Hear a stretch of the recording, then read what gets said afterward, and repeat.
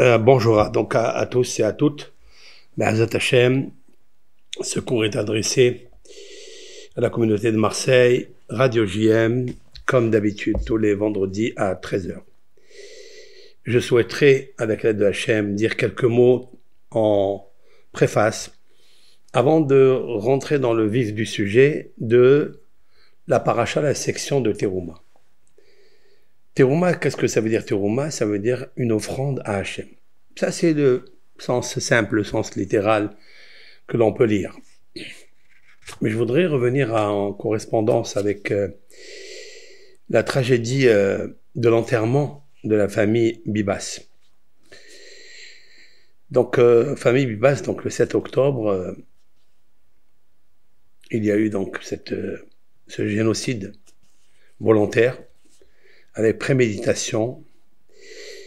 Et donc, des terroristes sont rentrés à l'intérieur des kibbutzim, à Oznir, et ils ont, avec préméditation, égorgé, tué. Parmi les personnes qui ont été donc endommagées et mortes, il y a eu la famille Bibas, c'est-à-dire le père, je ne parle pas de M. Yarden, celui qui est resté vivant, donc le mari de Shiri et le père de Kfir, Ariel. Je ne parle pas de lui, je parle des parents de Shiri. Ils ont été égorgés, morts vifs, le 7 octobre.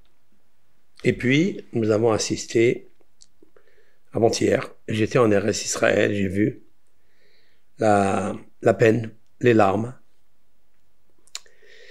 Et ça m'a fait beaucoup de choses. Ça m'a donné beaucoup de matière à réfléchir. Bien sûr, une fois que ça se passe, c'est l'Éternel qui dirige tout cela. L'Éternel, béni soit-il, c'est lui qui sait qui, quoi, pourquoi cette famille. 5 personnes exceptionnelles dans le deuil de toute la nation, et pas seulement la nation juive, beaucoup de sympathisants au judaïsme et à Israël, et surtout quand on voit une maman tenir ses enfants dans les bras, ça nous fait quelque chose. Et quand même, quand ils sont revenus de là-bas après 1 an et demi de torture, leur corps était complètement déchiqueté. Et tu te demandes, Hachem, où tu es? Vraiment, où tu es, Hachem? C'est le même Hachem pour lequel on demande la question, où tu étais dans la Shoah? Où tu étais dans la Shoah? Où tu étais dans l'Inquisition d'Espagne? Où tu étais dans la destruction du premier et deuxième temple? Où tu étais lorsque des millions de Juifs, des parents, des enfants, des bébés, ont été massacrés et tués? Où tu étais, Hachem? La réponse, on ne la connaît pas. On ne la connaîtra pas. On a juste une question à savoir.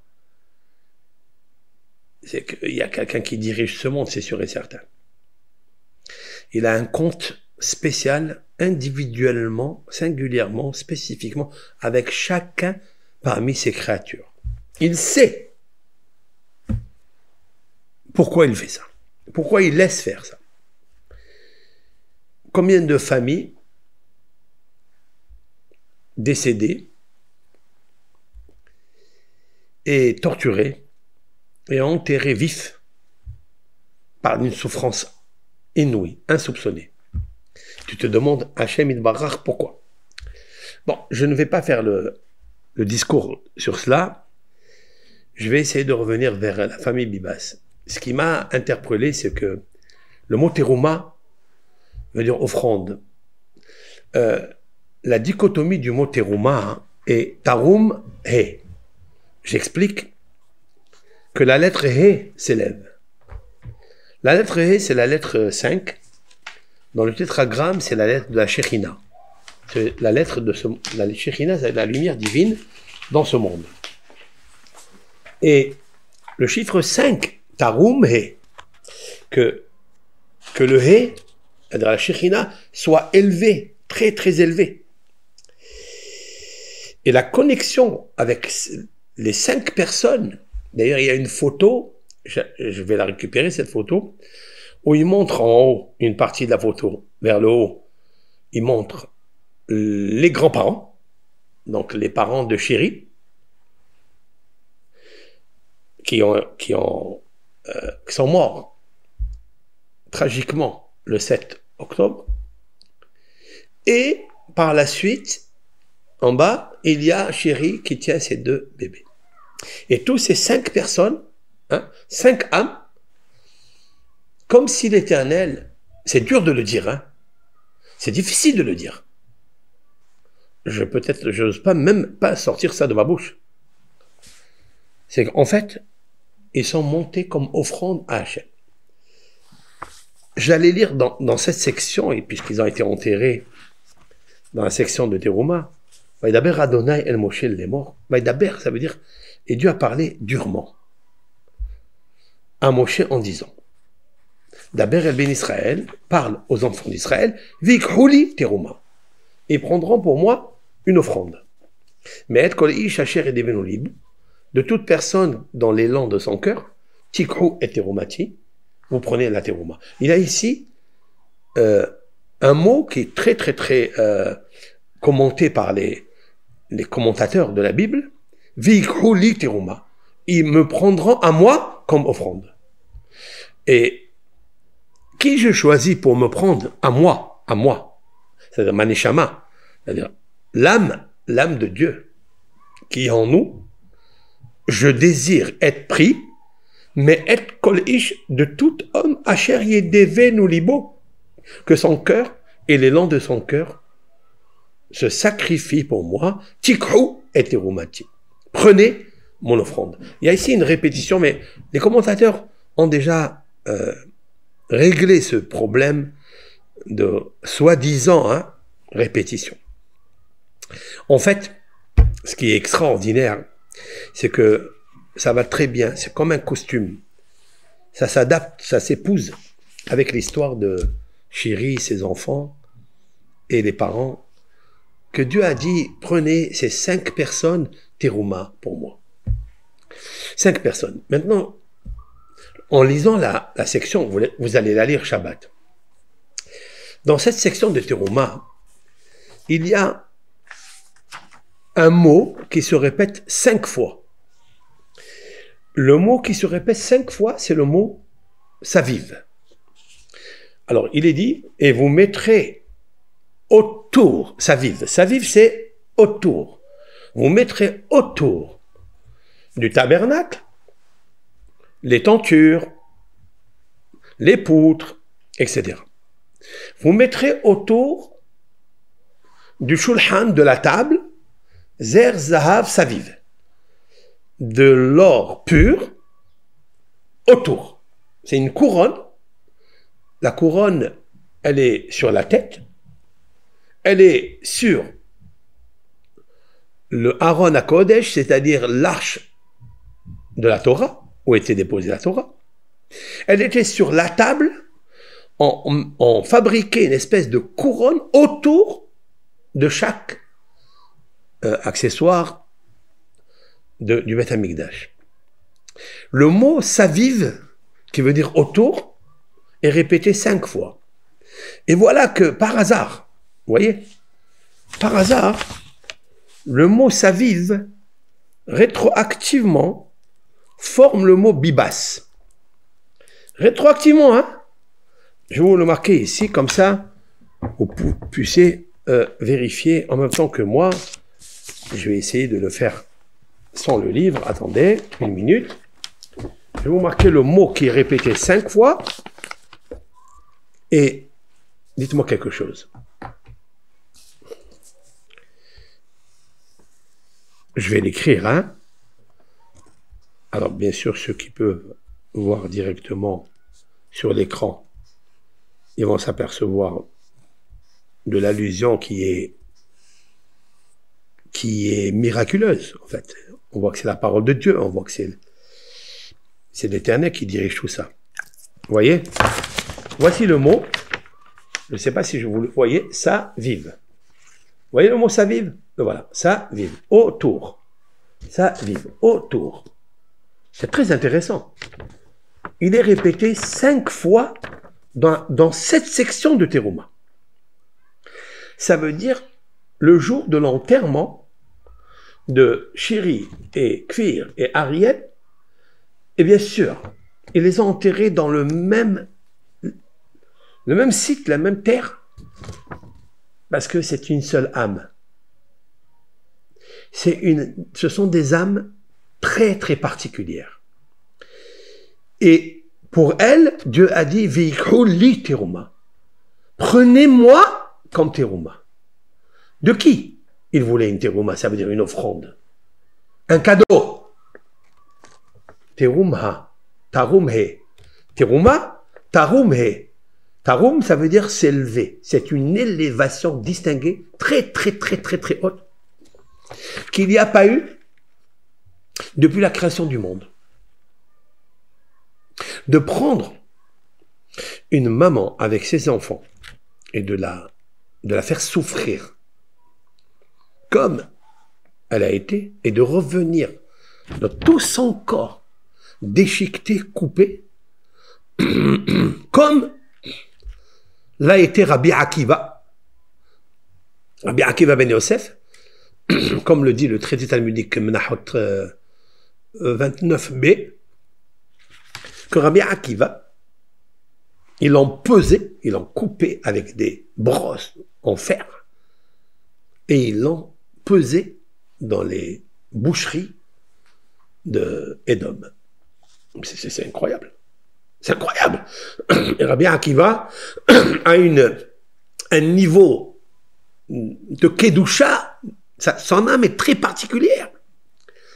Hachem, il a dit, donne-moi l'âme de Rabbi Akiva. Je veux l'avoir à côté de moi. Et c'est cette âme-là que Moshe Rabbeinu alav shalom, cette âme-là, là-bas dans le traité Kaftet Menachot, raconte que Akadosh Baruch Hu, il a fait montrer à Moshe Rabbeinu, le prophète, le messager de Hachem, celui qui a mérité de recevoir la Torah et de la transmettre au monde, au peuple d'Israël, et puis hors la Goïm, une lumière pour les nations. Il lui a montré l'âme de Rabbi Akiva, et lui a dit rentre dans le cours.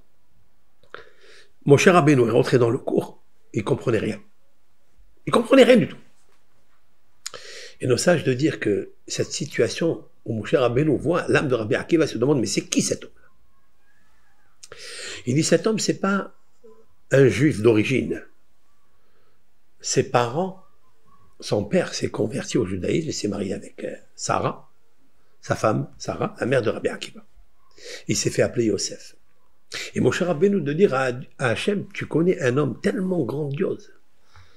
Pourquoi tu ne donnes pas la Torah à travers lui? C'est lui qui est méritant. Dieu lui dit, ne t'inquiète pas. C'est comme ça que quand j'ai créé le monde, j'ai pensé à plusieurs âmes parmi Rabbi Akiva et parmi aussi toi, Moshe. Qu'est-ce que je voulais apporter de là? Nos sages disent qu'aucune personne ne peut se tenir debout dans le ciel devant l'âme de Rabbi Akiva et les 10 martyrs. Personne.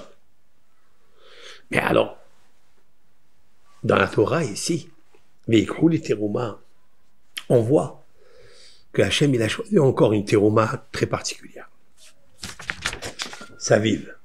Vous voyez? Bi basse. Ça vive bi basse. Rétroactive, vous voyez, c'est incroyable. Il y a 4 lettres, hein? Il n'y a pas plus. Hein? Et dans les 4 lettres, il y a bi basse. Ça vive bi basse. Ça veut dire que il y a ici une puissance grandiose. Nous rentrons dans le mois de Hadar, un mois très particulier. Alors le mot saviv, je vais vous dire un petit cours mystique sur le mot saviv qui veut dire qui entoure. Il est un Zohar Kadosh, Rabbi Shimon bar Yochai dit Akadosh Baruch Hu mesabeb kol almin. Je traduis en arabien. l'Éternel entoure tous les mondes. Il y a un autre verset dans les psaumes qui dit « Honé malach Hashem el yire'av » ça vive les réav, pardon. Honé malach Hashem, ça vive les réav. Honé, ça veut dire il campe. Hashem, l'Éternel, ça vive autour les réav de ceux qui le craignent. Vous voyez? Hashem, il a envoyé des âmes pour montrer que Hashem, c'est lui qui dirige le monde, c'est lui qui entoure le monde. Et c'est pourquoi que Hashem, dans le temple, dans le tabernacle, l'Éternel choisit d'entourer le Aaron avec ce qu'on appelle de l'or, Keter, de l'or.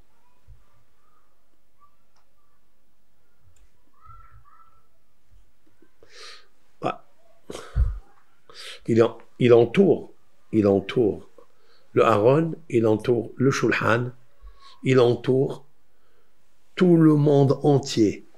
C'est la raison pour laquelle le Mishkan, il fallait avoir Eser Amot Yeriot, c'est-à-dire que les tentures faisaient 10 amot, 5 mètres. 10 amot. Pourquoi 10 amot? Pour nous dire que l'Éternel a créé ce monde avec 10 paroles. L'Éternel a créé ce monde avec 10 paroles. Ce sont les 10 séphirotes. Ce sont les 10 manifestations par lesquelles Dieu juge le monde, où il fait bénéfice au monde par sa lumière, par sa bonté, par sa grâce. Il y a le mot « sa vive ». L'Éternel a entouré le monde par sa bonté. Vous savez, quand on entoure le monde, ça veut dire que tout le monde est égal. Il n'y a pas des endroits plus larges ou plus longs, comme par exemple un rectangle, où la longueur, elle est longue, la largeur, elle est moins. Non, l'Éternel a choisi que ce monde soit tous pareils. On est tous les semblables de l'Éternel. Et toute sa beauté, c'est prenez-moi comme offrande. Avant que le monde, la terre, elle vous prend comme offrande.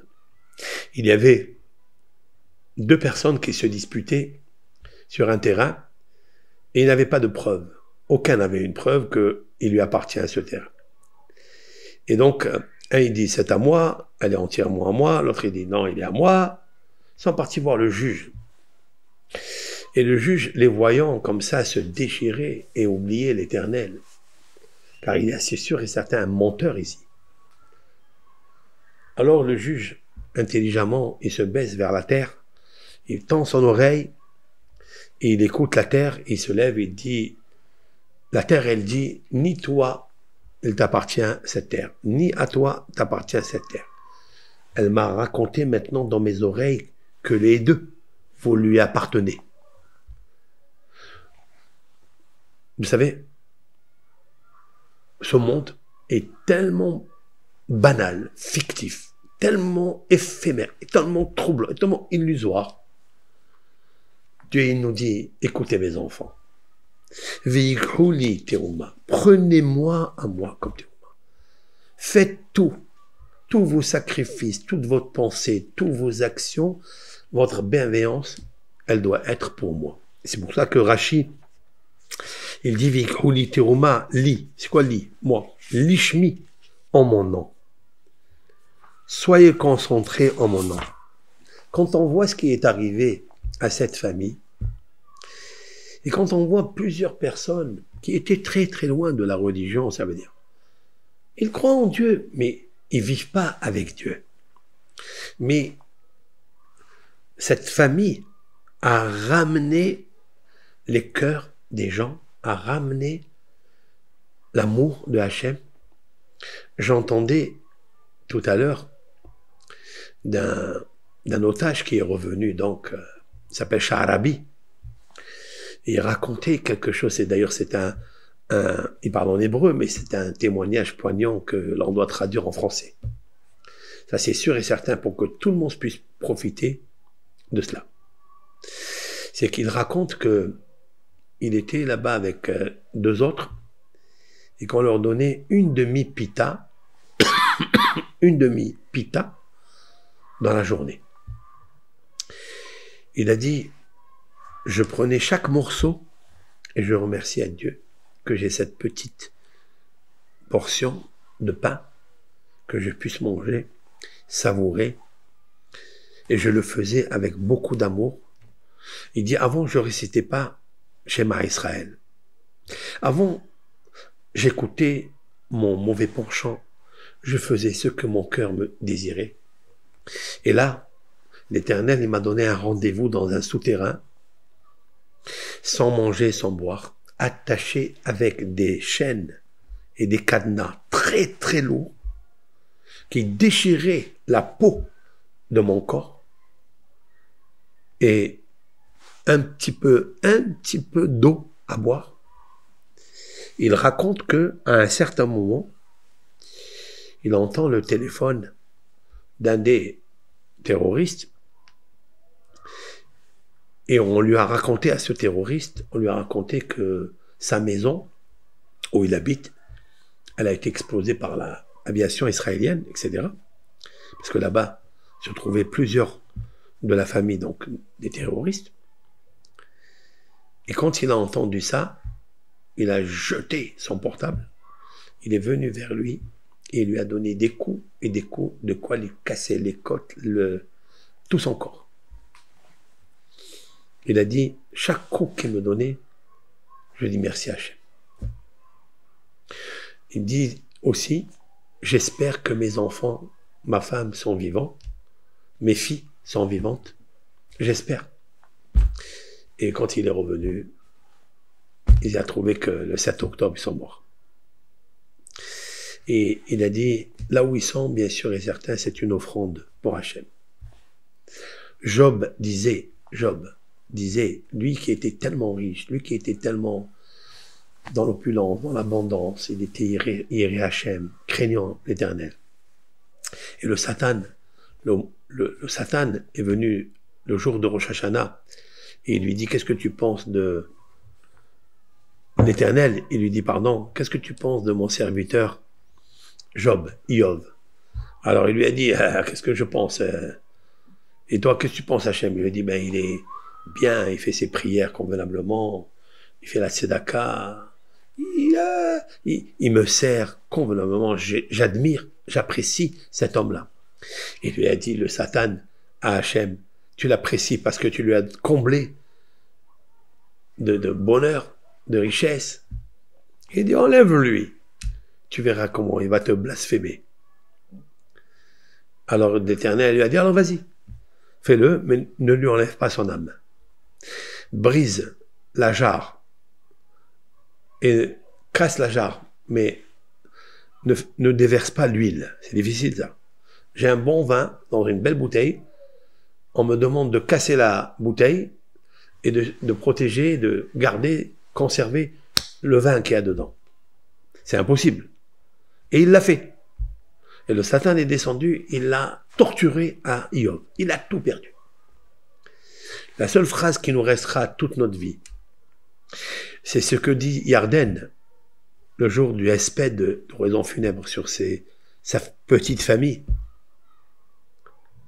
Il dit Adonai Nathan, Adonai Lakah. L'Éternel donne et l'Éternel prend. Tout lui appartient. Ça n'est pas la peine de se fatiguer, de se disputer. Ça n'est pas la peine de jalouser. Ça n'est pas la peine de cumuler. Et les biens matériels, ça n'est pas la peine. Job, par la suite, il dit Arum yasati mi beten imi, nu, je suis sorti du ventre de ma mère. Ve'arum ahazor el beten adama. Et nu, je reviendrai vers le ventre, la matrice de la terre. C'est ce que je disais. Je disais que ce Dayan, ce juge tellement intelligent, il leur dit à ces deux protagonistes, pourquoi vous disputez? pour la terre. Mais un jour, elle va vous absorber. C'est une terre qui absorbe ses habitants. Pourquoi tu te bats? Pourquoi tu es jaloux? Sers Hachem. C'est ça que dit Dieu. Prenez-moi à moi. Ne cherchez pas d'autres avantages. Ne cherchez pas d'autres amours, d'autres doctrines, d'autres philosophies. Soyez humbles.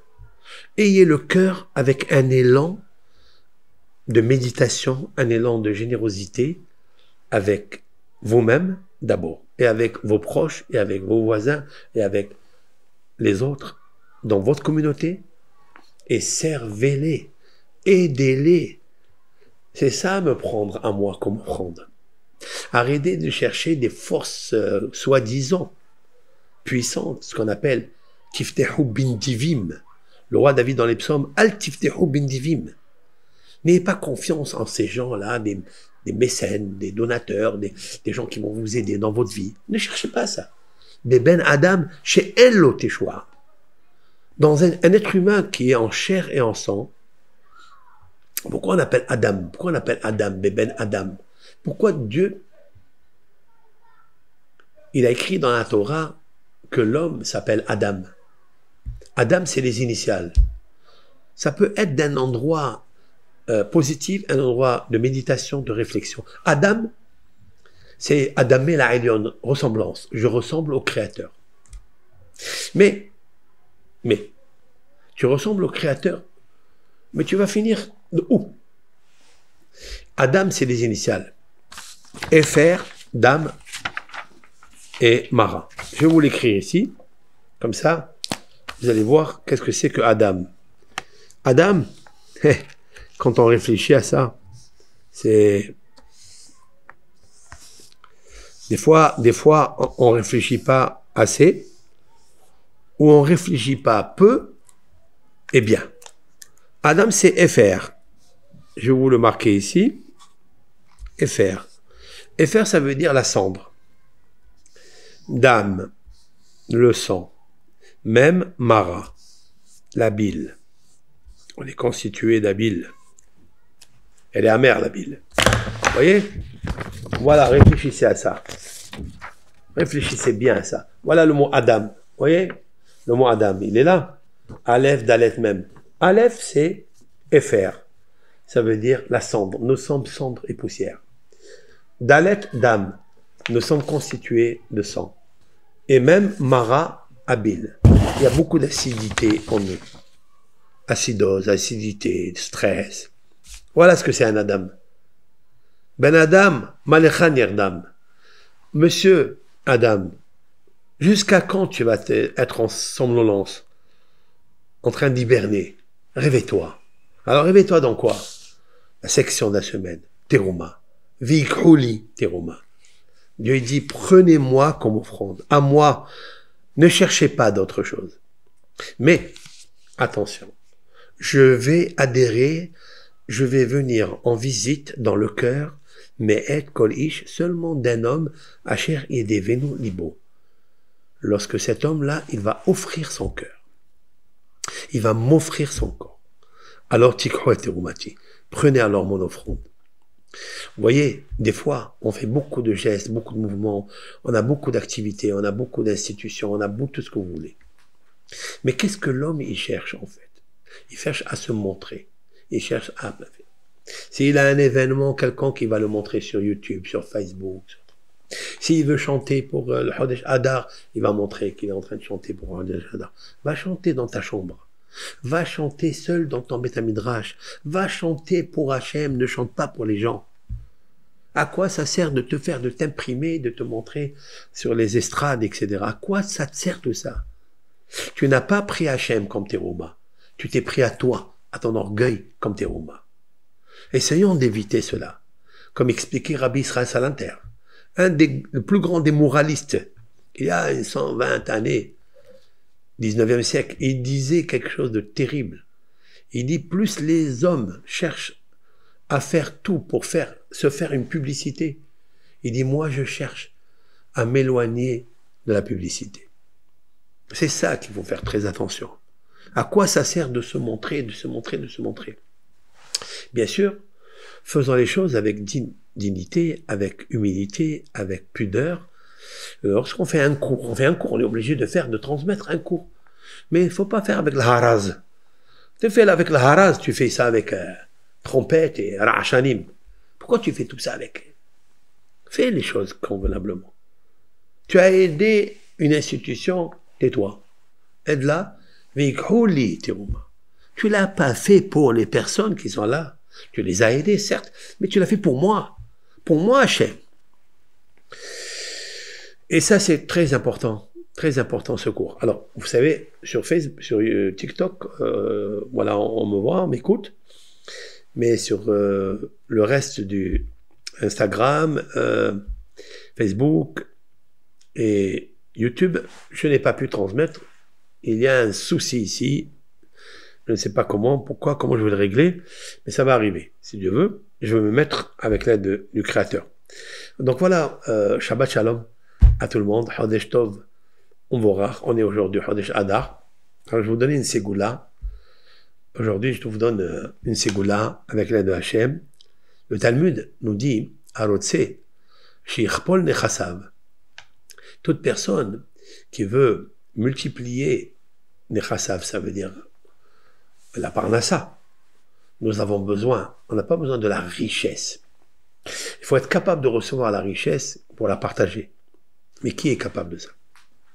Donc quand on demande à Hachem de nous donner la parnassa, c'est pour accomplir les mitzvot qu'il nous a demandé de faire. On a besoin d'un très beau tefillin, très beau talit, on a besoin d'une belle mezouza, on a besoin de gâter nos enfants, de gâter notre femme, etc., etc., de faire de la tzedaka. Il y a la fête de Sukkot, ça coûte très cher. La fête de Pessah, ça coûte très cher. La fête de Shavuot, ça coûte très cher. Tout coûte très cher. Il y a la scolarité des enfants, ça coûte très cher. Donc l'Éternel, par le Talmud, nous dit comme ça.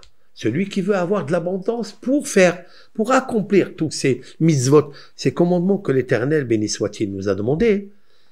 Comme ça, alors, d'abord, je répète en hébreu, je vous explique en français. Alors, c'est Sheikhpol Nechasav, celui qui veut multiplier son abondance. Ita bahem addar. Ita, il doit planter bahem dans les Nechassim, dans ses biens, addar. Addar, ça veut dire pas le mois de Hadar. Non, Addar, avec un point. Addar, c'est un arbre. Explique Rashi, existe un arbre qui s'appelle Addar. Quelle est la spécificité de cet arbre? C'est que vous le plantez maintenant, par exemple, eh bien, il se multiplie rapidement. Et il fait beaucoup de roseaux, il fait beaucoup de feuilles, c'est pas un arbre fruitier, mais c'est un arbre qui donne beaucoup de feuilles. Et donc, c'est un symbole qui veut nous dire que de la même façon que cet arbre-là, quand je le plante rapidement, il n'attend pas une saison, ou bien 6 mois ou 20 mois pour te donner quelque chose. Il te donne dans le mois qui suit, il donne la multiplicité. On voit dans la terre, elle reçoit un arbre que Hachem, l'Éternel, a créé par sa parole, et on voit qu'il y a un génie qui protège, qui surveille, qui dirige le monde. Vous avez des arbres, quand vous les plantez, ça met 70 ans, comme par exemple le dattier, ou le caroubier, pas le dattier, le caroubier, il met 70 ans à la graine. Quand j'enregistre la graine dans le sol, 70 ans pour qu'il te donne un fruit. Et vous avez d'autres arbres, rapidement, vous avez 6 mois, 10 mois. Eh bien, cet arbre de Haddar, alors, la résonance, elle est que Haddar, c'est les mêmes lettres que Hadar, le mois de Hadar. Donc, cet arbre-là, je vous dirai comment il s'appelle, comme ça vous le plantez chez vous à la maison, et ça donne des fruits, pas des fruits, des feuilles, de la végétation, ça donne beaucoup de multiplicité, d'espérance, de vie. La pousse. Et nos sages disent, quand tu plantes cet arbre, tu demandes à Hachem une chose. Et moi j'ai dit comme ça, Haddar, Aleph, Daled, Resh. Pour avoir cette abondance, il y a une seule chose. Aleph, d'accord, je vais vous le marquer ici. Haddar, c'est Ahdout, c'est-à-dire l'unité. Je vais vous marquer le mot Adar, voilà, en hébreu.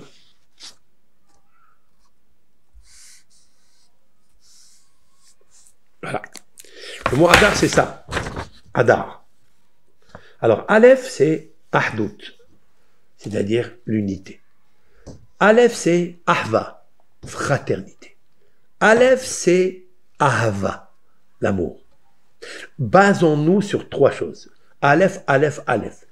Ahdout, ça veut dire l'unicité de Dieu. Il est un. Prends-le comme offrande.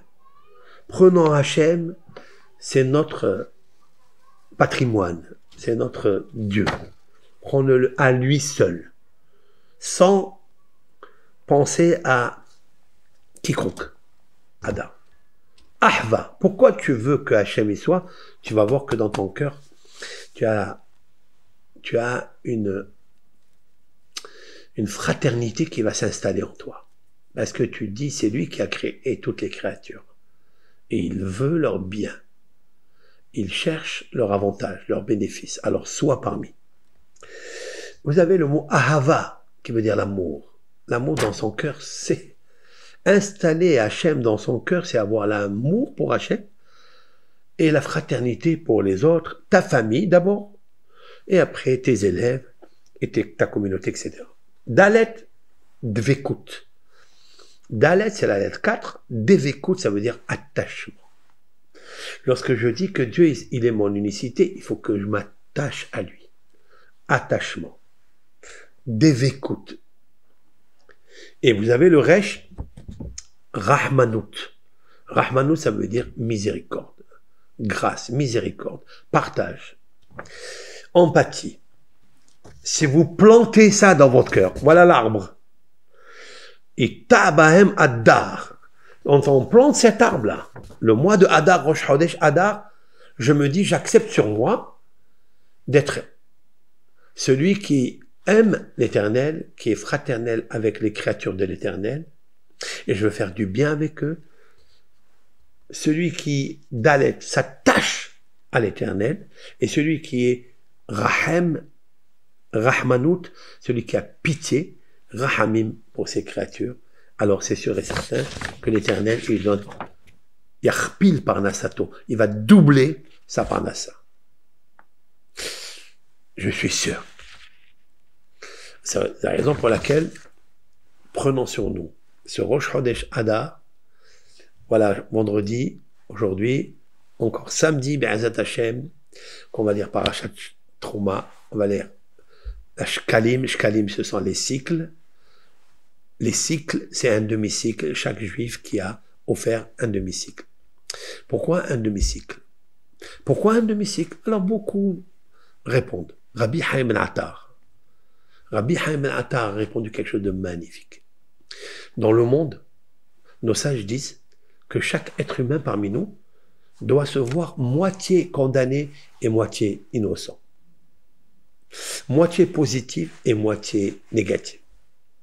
Il ne sait pas s'il est devant Dieu juste, s'il est aimé par Dieu, il ne sait pas. Au moins de se considérer moitié-moitié.